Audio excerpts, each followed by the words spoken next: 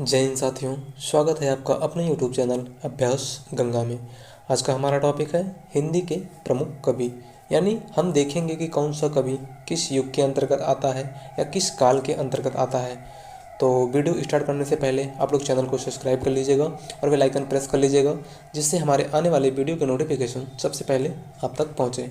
तो चलिए क्लास को स्टार्ट करते हैं।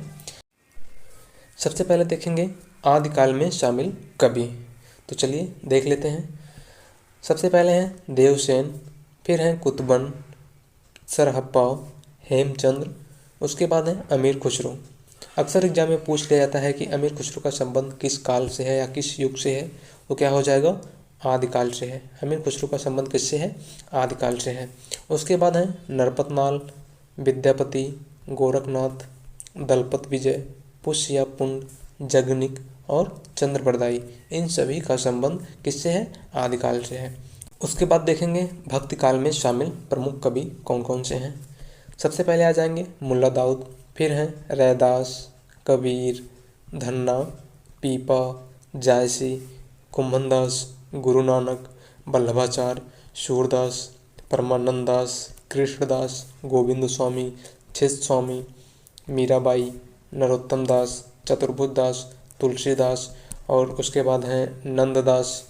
कौन है, नंददास, रसखान, सुंदरदास, नाभादास, रहीम, मलुकदास, दादू दयाल और गंगकवि। इन सभी का संबंध किससे है, तो भक्त काल से है। किससे है, भक्ति काल से। उसके बाद बात करते हैं रीतकाल के प्रमुख कवि कौन कौन से हैं। तो हैं कृपाराम, बिहारी, भूषण, श्रीपति, वृंद, घनानंद, केशवदास, रसनिधि, मतिराम, तोष, दुलाकवि, रसलीन, सेनापति, चिंतामणि, जसवंत सिंह, कुलपत मिश्र, देव, भिखारीदास। इन सभी का संबंध रीतिकाल से है।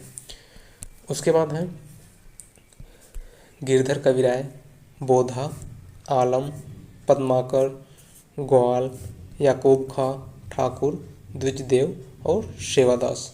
अक्सर पूछ लिया जाता है कि पद्माकर किस काल से संबंधित है, तो किस काल से संबंधित है, रीतिकाल से है। ठीक है। उसके बाद बात करते हैं भारतीय युग में शामिल प्रमुख कवि। सबसे पहले आ जाएंगे बालकृष्ण भट्ट, उसके बाद है लाला श्रीनिवास दास, फिर है श्रीधर पाठक, ठाकुर जगमोहन सिंह, राधा चरण गोस्वामी, बाल मुकुंद गुप्त, भारतेंद्र हरिश्चंद्र, बद्री नारायण चौधरी प्रेमघन, प्रताप नारायण मिश्र, अंबिका दत्त व्यास, राधा कृष्ण दास। इन सभी का संबंध किससे है, भारतीय युग से है। उसके बाद देखेंगे द्विवेदी युग में शामिल प्रमुख कवि कौन कौन से हैं।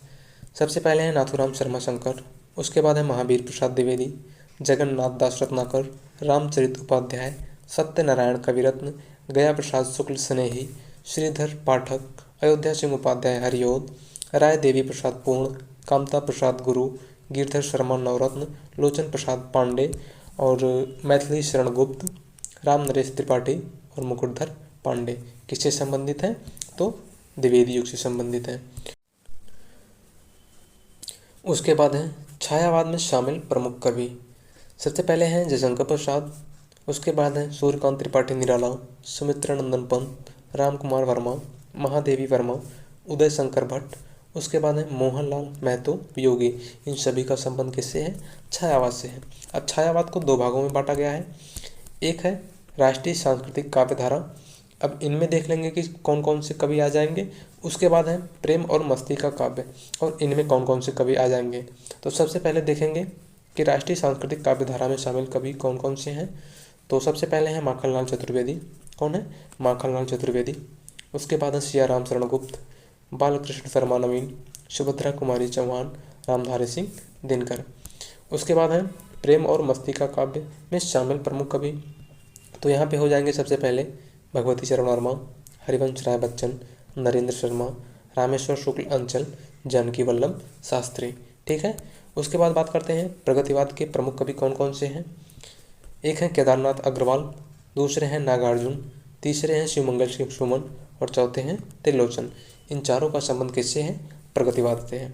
ठीक है। उसके बाद है प्रयोगवाद तार सप्तक 1943 के कवि। यानी हम देखेंगे कि पहले तार सप्तक में शामिल कवि कौन कौन से हैं।